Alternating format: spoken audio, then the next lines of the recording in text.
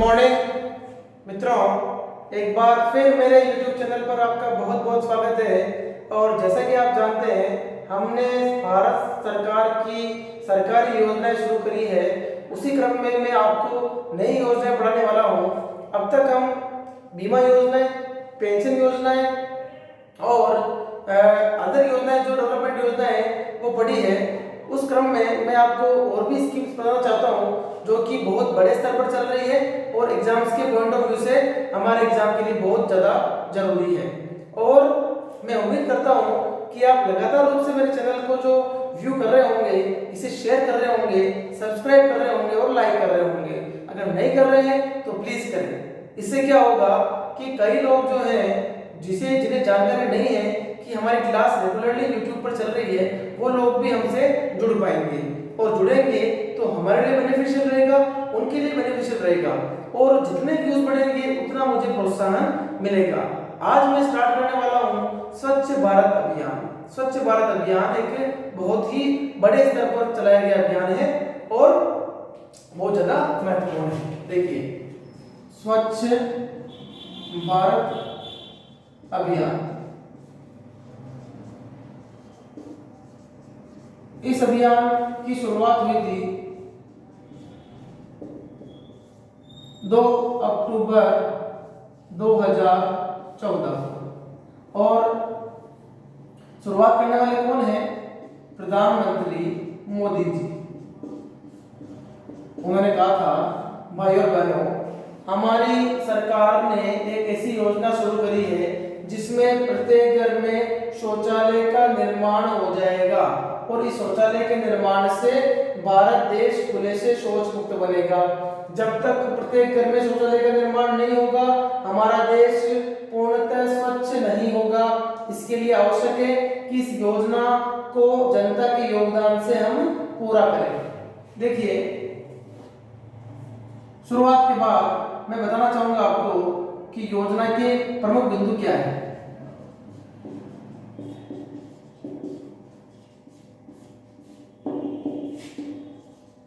आप लोगों ने सुना होगा कि योजना के अंतर्गत भारत सरकार प्रत्येक व्यक्ति को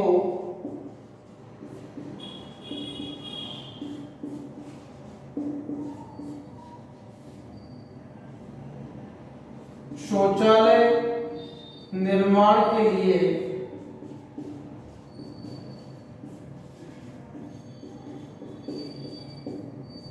12,000 रुपए की प्रोत्साहन राशि देती है। लेकिन इस राशि में केंद्र और राज्य दोनों का ही रेशो है।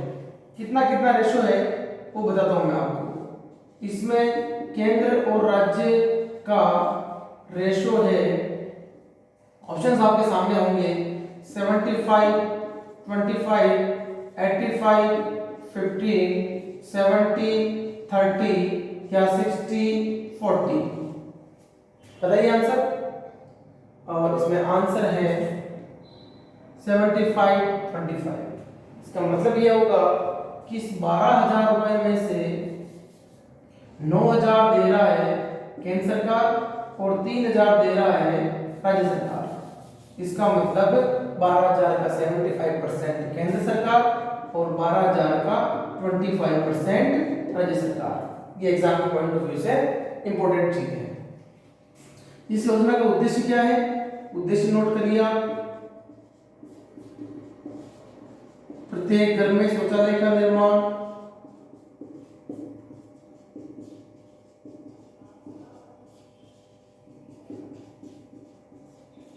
दूसरी चीज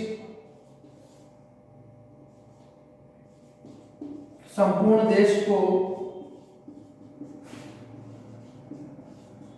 खुले से शौच मुक्त बनाए।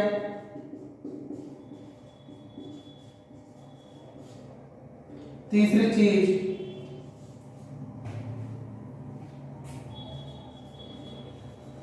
सरकारी सहायता से प्रत्येक गांव को संपूर्ण रूप से स्वच्छ रखें और इसके लिए सरकार बहुत युद्ध स्तर पर कार्य कर रही है। इस योजना में एक इंपॉर्टेंट चीज और भी है कि आपने ओडीएफ नाम का वर्ड सुना होगा कि ये ओडीएफ वर्ड क्या है। ओडीएफ वर्ड से मतलब है ओपन डेफिसिट फ्री।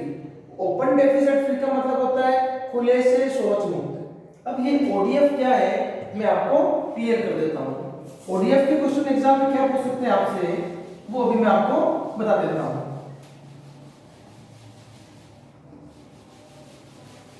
ओडीएफ के लिए पहला क्वेश्चन पूछ सकते हैं आपसे कि सर्वप्रथम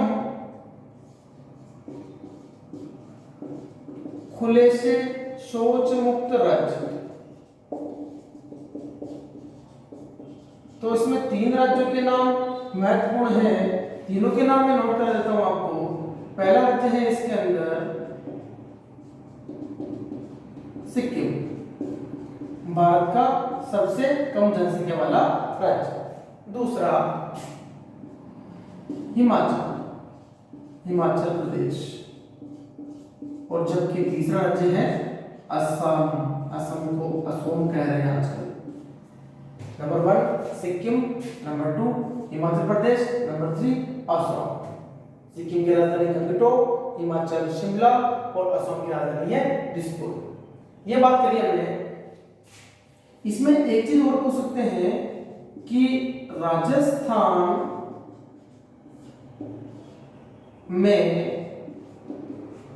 खुले से शौच मुक्त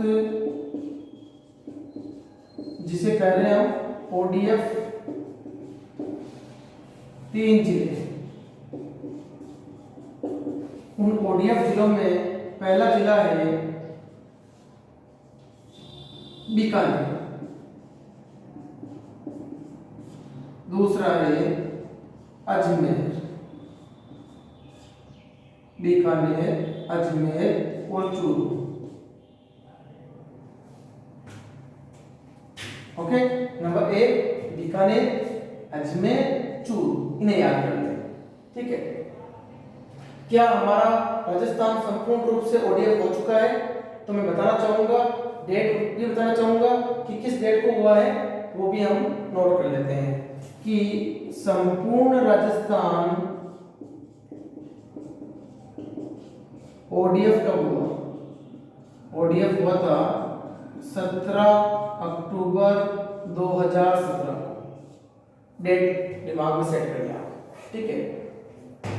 इसमें एक चीज और पूछ रहे हैं कि इस योजना का ब्रांड एम्बेसडर, योजना की ब्रांड एम्बेसडर कौन है? योजना का ब्रांड एम्बेसडर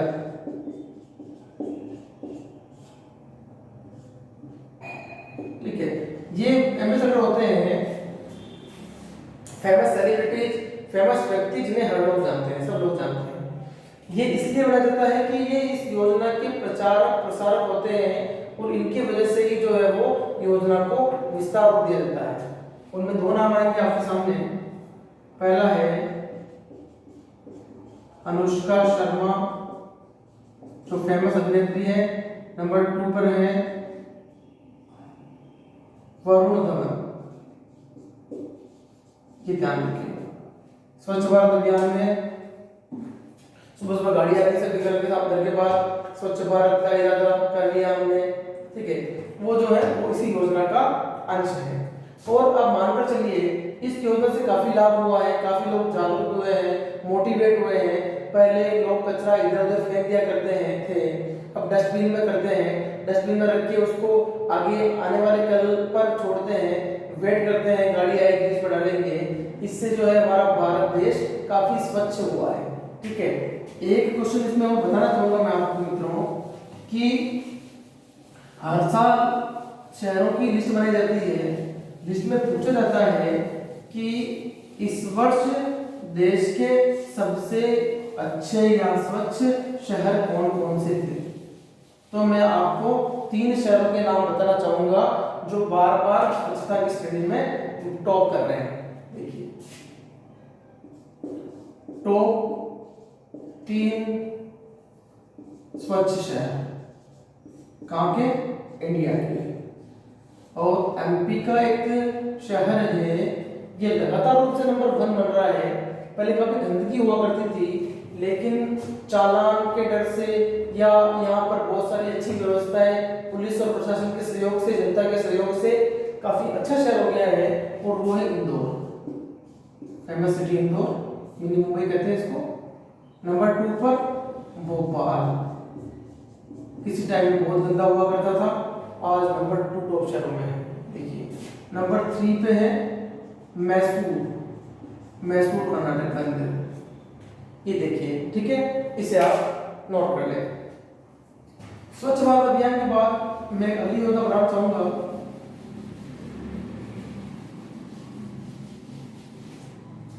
भाई हम लोग या आप लोग जानते होंगे कि भारत देश में कुछ राज्य ऐसे हैं जिसमें लिंगानुपात जो है वो बहुत छितराया हुआ है, या लिंगानुपात बहुत कम है, सेक्स रेशियो बहुत कम है। तो इसे बढ़ाने के लिए सरकार काफी सारी योजना चला रही है। उसमें एक महत्वपूर्ण योजना है, बहुत बड़े स्तर पर चल रही है, बेटी बचाओ बेटी पढ़ाओ। भाई बेटी को बचाने के लिए, बेटी को पढ़ाने के लिए लोगों को मोटिवेट करना आवश्यक है। लोग जब तक मोटिवेट नहीं होंगे, जब तक उन्हें इस बारे में बताया जाए कि लड़का लड़की में कोई भेद नहीं करें, लड़का लड़की समान है, और जितना लड़का माता पिता का नाम करेगा, जितना लड़का समाज की सेवा करेगा, उतना ही लड़की भी सेवा करेगी। तो हम भेद क्यों करें? आज देख रहे हैं आप, आज के जमाने में लड़कियां आईएएस अफसर बन रही है, लड़कियां एसपी बन रही है, लड़कियां आईपीएस बन रही है, आईएएस बन रही है, काफी सारे नाम आपके सामने, और माउंट एवरेस्ट भी फतह कर रही है। मैंने आपको एग्जांपल दिया था, है ना। तो ईस्ट और west, girls is the best, ये आज का नारा है। गर्ल्स कुछ भी कर सकती है, गर्ल्स हर सेक्टर में आगे बढ़ रही है, तो इन्हें बढ़ने का मौका भी देना चाहिए। जब तक पुरुष और महिला कदम से कदम मिलाकर आगे नहीं बढ़ेंगे, हमारा देश उन्नति की ओर अग्रसर नहीं होगा। याद रखें मित्रों। तो पढ़िए, बेटी बचाओ बेटी पढ़ाओ।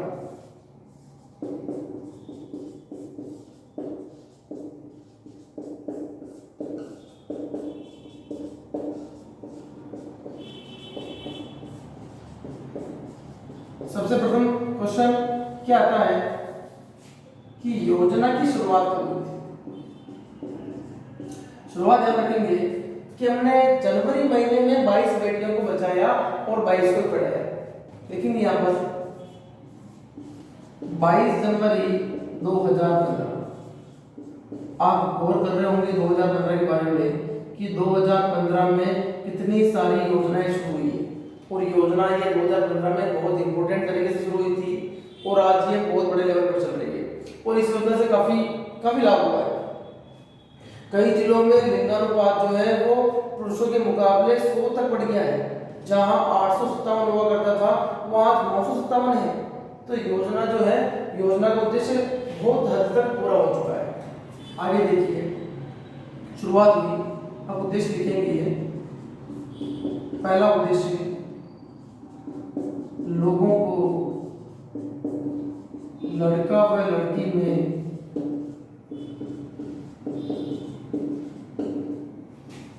भेदभाव नहीं करने का संदेश देना।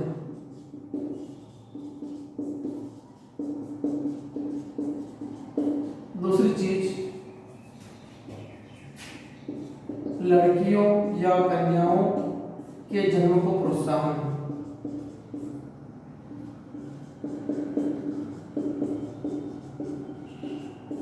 तीसरी चीज,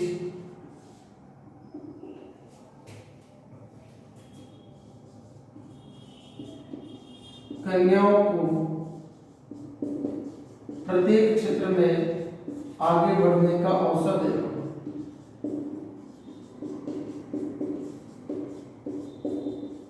आप जानते होंगे कि आज कन्याएं, आज के युग में कन्याएं भी फाइटर प्लेन उड़ा रही है। फाइटर प्लेन छोड़ो, कन्याएं एरोप्लेन उड़ाने में पायलट बनने का हिचकिचाती थी, आज फाइटर प्लेन, जेट प्लेन तक उड़ा रही है। तो कोई मुश्किल बात नहीं है, एवरीथिंग इज पॉसिबल। एक और चीज, लोगों में रूढ़िवादिता को दूर करना। जो परंपरावादी सोच है उसको खत्म करना, ठीक है, ये मेरा उद्देश्य है। इस योजना में क्वेश्चन किस टाइप से पूछ सकते हैं वो मैं आपको बता देता हूँ। प्रथम क्वेश्चन, शुरुआत तो पूछी आपसे कि कब हुई थी, लेकिन शुरुआत कहाँ से हुई थी ये भी पूछा जा सकता है कि हमारे देश में जिस राज्य में सबसे कम लिंगानुपात होगा वही तो शुरुआत करेंगे, और लिंगानुपात सबसे कम है हरियाणा में। बिल्कुल सही सोच रहे हैं आप, हरियाणा में है, और शुरुआत हुई थी हरियाणा के पानीपत जिले से, हरियाणा के पानीपत जिले से, ठीक है। जबकि एक चीज और कि शुरुआत के बाद राजस्थान की बात करें कि राजस्थान में शुरुआत कब हुई, तो पहले मैं इंडिया को बताना चाहूंगा। हरियाणा के पानीपत जिले से भारत के 100 जिलों में योजना शुरू की गई। 100 जिले कौन से, जहां पर शिशु लिंगानुपात कम है, ठीक है। फिर 2016 के शुरुआत में 61 जिले और जुड़े, ठीक है। अब राजस्थान की बताना चाहूंगा कि राजस्थान में शुरुआत कब हुई। भाई ये जो 100 जिले थे इनमें राजस्थान के जिले भी तो होंगे, तो राजस्थान में शुरुआत सेम डेट को ही हुई थी, और राज्य में शुरुआत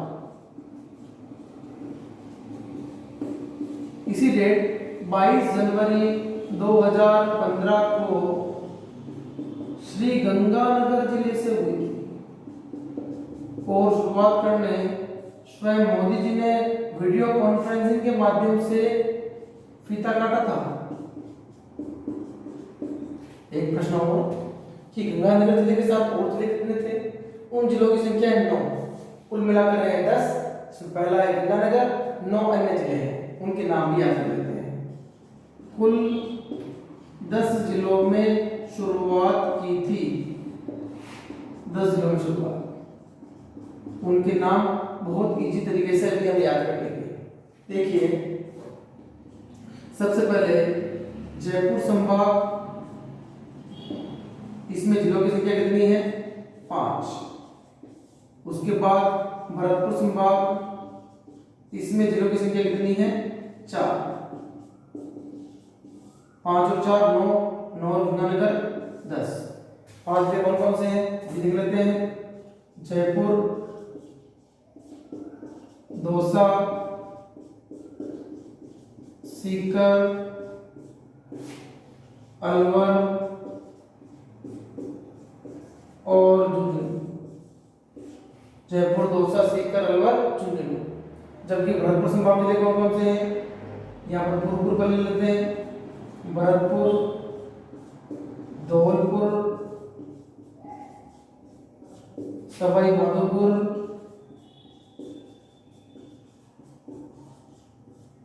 और करौली।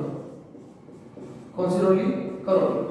देखिए, नंबर 1 गंगानगर, जयपुर, दौसा, सीकर, अलवर, झुंझुनू। भरतपुर, धौलपुर, सवाई माधोपुर, करौली। कुल मिला के 10 जिले हैं। जयपुर के 5 हैं, भरतपुर के 4 हैं, तो बीकानेर संभाग का 1 जिला है तो गंगानगर है। ये 10 जिले हैं। अगले साल 4 जिलों में और शुरू करी थी, उनके नाम भी नोट कर लेते हैं। आप इन्हें नोट करते जाइए, नोट करने वक्त नहीं मिले तो आप स्क्रीनशॉट ले लीजिए। 4 जिले होती हैं। 2016 में 4 जिले और शामिल किए गए। उन 4 जिलों के नाम हैं जोजेहटो, जोजेहटो नाम से पता पड़ रहा है। जो से जोधपुर, से हनुमानगढ़, जे से जैसलमेर, से हनुमानगढ़ और टो से टोंक, ठीक है। 10 और 4 कितने हो गए, 14। इसका मतलब 2016 तक ये राज्य के 14 जिलों में शुरू हो चुकी थी। इसमें भी ब्रांड एम्बेसडर का प्रश्न पूछ सकते हैं, वो भी अभी मैं नोट कर देता हूँ। बाकी बेटी बचाओ बेटी पढ़ाओ योजना बहुत ही इजी है कि शुरुआत भारत में कहाँ से हुई थी, तो हरियाणा के पानीपत जिले से। क्योंकि हरियाणा में लिंग अनुपात सबसे कम है, तो हरियाणा को ध्यान रखें। डेट 22 जनवरी 2015। राजस्थान में शुरुआत कहाँ से हुई थी? गंगानगर जिले से, क्योंकि गंगानगर में शिशु लिंग अनुपात सबसे कम है। ठीक है, फिर शुरुआत करने के बाद राजस्थान में कितने जिले सम्मिलित किए गए थे? तो 10 थे। जयपुर के सब 5, भरतपुर के 4, एक गंगानगर, बाद में 4 और जोड़े, आपके सामने है जो जे हटो। योजना कंप्लीट, कोई बड़ी बात नहीं है। आगे चलते हैं कि बेटी बचाओ बेटी पढ़ाओ जो योजना है, इस योजना का ब्रांड एम्बेसडर कौन है ना? तो इस योजना का या कि ब्रांड एम्बेसडर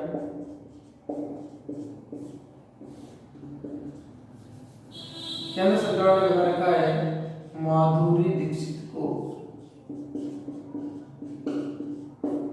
ये योजना आपको अच्छी तरह समझ में आ गई होगी। ठीक है,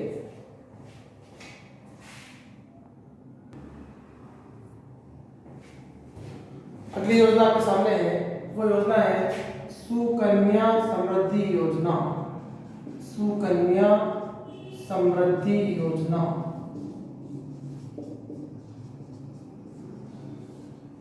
बेटी नहीं पैदा करने के पीछे कुछ कारण होते हैं, या माँ बाप डरते हैं कि लड़की कन्या या लड़की या कन्या होगी तो उसकी शादी के लिए बहुत सारी राशि चाहिए, वो कहाँ से लेंगे? या ये लड़की शादी करने के बाद या शादी करने से पहले जॉब लग गई, सरकारी नौकरी लग गई, तो इनके ससुराल पक्ष को जो है वो कल्याण करेगी, हमें इससे क्या लाभ होगा? तो ऐसी सोच के कारण जो है वो लड़की को जन्म देने में संकोच करते हैं, या लड़की होती है तो भ्रूण हत्या करवा देते हैं, बहुत सारी बातें हैं। तो इसलिए सरकार ने एक योजना बनाई है, इस योजना में थोड़ा थोड़ा राशि यदि इकट्ठी की जाए तो उससे एक बल्क में राशि इकट्ठी हो सकती है, और ये राशि कन्या के विवाह के लिए या कन्या की उच्च शिक्षा के लिए काम में आ सकती है, और इसी के लिए योजना चलाई गई है। बहुत ही महत्वपूर्ण योजना है, एग्जाम के पॉइंट ऑफ व्यू से हमें पूछ सकते हैं। तो शुरुआत देखते हैं। शुरुआत हुई थी बेटी बचाओ बेटी पढ़ाओ के कुछ दिन बाद 4 फरवरी 2015। किसके द्वारा? हमारे प्रधानमंत्री मोदी जी द्वारा। मैंने कहा था भाइयों बहनों, प्रत्येक व्यक्ति को कन्या के राशि, कन्या की शादी या उच्च शिक्षा के लिए सुकन्या समृद्धि योजना चलाई जानी चाहिए, जिससे कि उन्हें आर्थिक संबल मिल सके।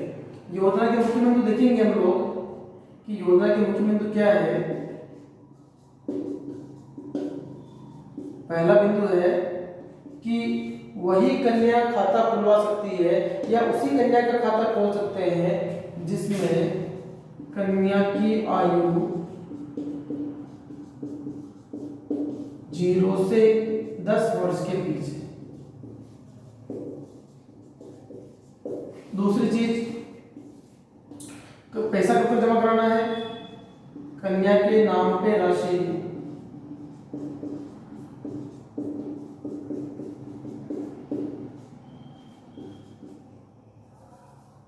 कुल 14 वर्ष तक जमा करानी है।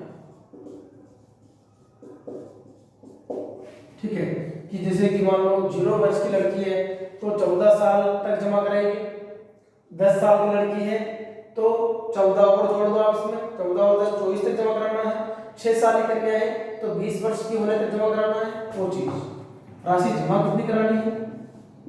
राशि करानी है इसमें न्यूनतम 250 रुपए वार्षिक। जैसे कई लोग हैं जो देश में 250 रुपए वार्षिक भी जमा नहीं करा सकते, उनके लिए उन्होंने कम करी 250 रुपए जमा कराने के लिए। भाई बहुत बड़ी रकम नहीं है, 250 रुपए कोई भी जमा करा सकता है। एक पहले 1000 हुआ करती थी, सरकार ने उसे कम करके 250 रुपए कर दिया है, ताकि एक गरीब तबके के व्यक्ति को भी इस योजना में लाभ मिल सके।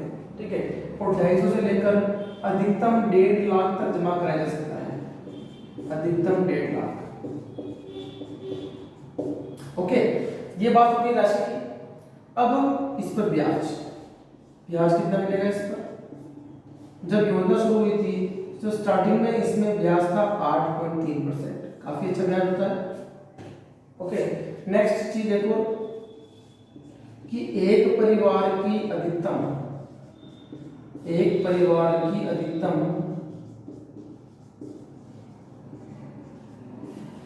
दो कन्या ही खाता या दो कन्या का ही खाता खुलेगा,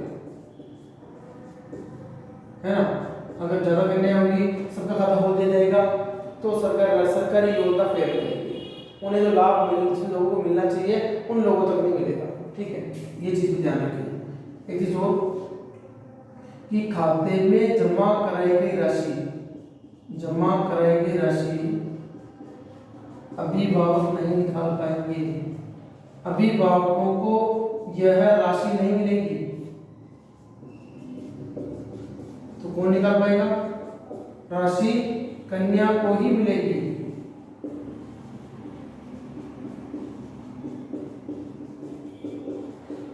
एक चीज और, ये खाता 21वें वर्ष में परिपक्व हो रहा है, ये जो खाता है वो 21वें वर्ष में परिपक्व होगा, 21वें वर्ष में फुल मैच्योरिटी मिलेगी।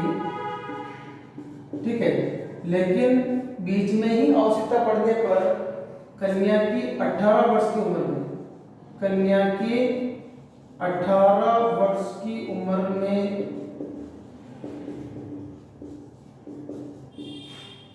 कुल जमा राशि का 50% निकाला जा सकता है। ठीक है, जिससे कि उनकी उच्च शिक्षा में या विवाह या किसी और अवसर पर जो है राशि को काम में ले जा सके। पहले पॉइंट से एक बार रिवीजन कर देता हूँ कि कन्या की आयु 0 से 10 वर्ष के बीच होनी चाहिए। दूसरी चीज, कन्या के नाम पर राशि को 14 वर्ष तक जमा करानी है। राशि कितनी करानी है? न्यूनतम 250 से लेकर अधिकतम 1.5 लाख तक करा सकते हैं, ईयरली होता है। ब्याज 8.3% मिलता है। एक परिवार अधिकतम 2 कन्या को ही खाता खुलेगा। जमा कराएगी राशि अभिभावक नहीं निकाल पाएंगे, राशि कन्या को ही मिलेगी और कम से कम कन्या की उम्र उस समय 18 वर्ष होनी चाहिए और बीच में आवश्यकता पड़ गई तो 18 वर्ष की उम्र में कुल जमा राशि का 50% निकाला जा सकता है।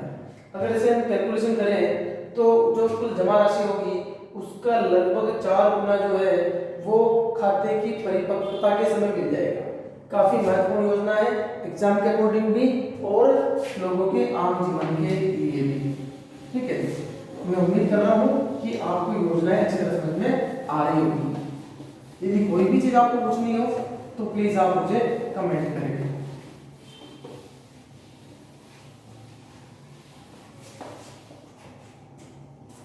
एक बहुत महत्वपूर्ण योजना है, छोटी सी योजना है, वो भी मैं आपको पढ़ा देता हूँ। योजना है प्रधानमंत्री फसल बीमा योजना।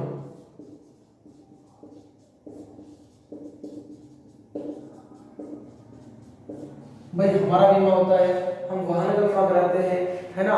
हम लोग आजकल घरों का बीमा भी करा रहे हैं। ठीक है, सबका बीमा हो रहा है, हेल्थ इंश्योरेंस भी हो रहा है, लेकिन फसलों का बीमा भी आवश्यक है क्योंकि हमारे देश में 70% किसान हैं और 70% किसान यदि फसल उगाते हैं और काफी उनकी जो जीवन भर की पूंजी है या अपनी जीवन भर की कमाई को राशि को वहां जी तोड़ मेहनत करने के बाद खेतों में लगा देते हैं, फिर प्राकृतिक आपदा के बाद उनकी फसलें नष्ट होती है, तो ये बहुत बुरा होता है देश के लिए भी और किसानों के लिए भी।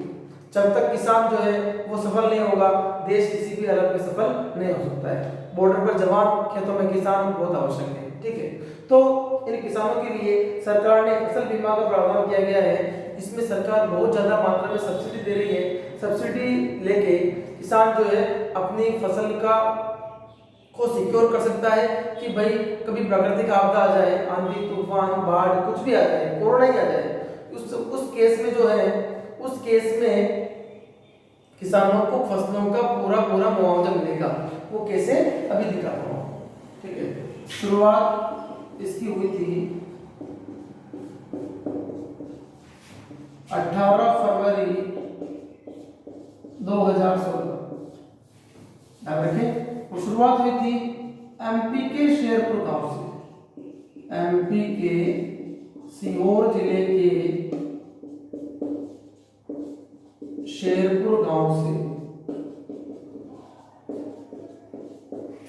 ठीक है, एक चीज और, एमपी के सीहोर जिले के शेरपुर गांव से हो गई। अब इसमें मुख्य बिंदु क्या है, योजना के मुख्य बिंदु। भाई फसल जो है वो मुख्यतः 3 प्रकार की होती है ना, कौन कौन सी, रबी, खरीफ, रबी खरीफ और जायद। जायद को बागवानी कर दो, चाहे व्यापारिक फसल कर दो, चाहे नकदी फसल कर दो। इस प्रश्न का, इस योजना का प्रश्न फर्स्ट ग्रेड एग्जाम में पूछा हुआ है, ठीक है, ध्यान से पढ़ें। रबी, खरीफ और जायद। रबी जो होती है सर्दी में बोई जाती है और गर्मी के शुरू में काटी जाती है। खरीफ की फसल बारिश में बोई जाती है और सर्दी की शुरुआत में काटी जाती है। जायद बागवानी व्यापारिक नकदी फसलें जो है वो रबी की फसल के तुरंत बाद और खरीफ की, रबी की फसल के तुरंत बाद बोई जाती है और खरीफ की फसल के तुरंत पहले काट ली जाती है, ठीक है। और फसलों की जानकारी आपको होगी कि रबी कौन कौन सी है, खरीफ कौन कौन सी, जायद बागवानी व्यापारिक कौन कौन सी है। ये बताना चाहूंगा मैं आपको। तंबाकू, कपास, गन्ना, जूट, है ना, और अफीम, चाय, कॉफी, ये सारी चीजें जो है वो इस कैटेगरी में आएगी। इसमें किसान को थोड़ा सा पेमेंट ज्यादा करना होगा इनके बजाय। इसमें सरकार ने काफी ज्यादा मात्रा में छूट दे रखी है। योजना का मुख्य बिंदु क्या है कि माना कि रबी की फसल का बीमा कराया जाए, बीमा कराने के बाद उसमें कितना परसेंट प्रीमियम किसान को देना होगा।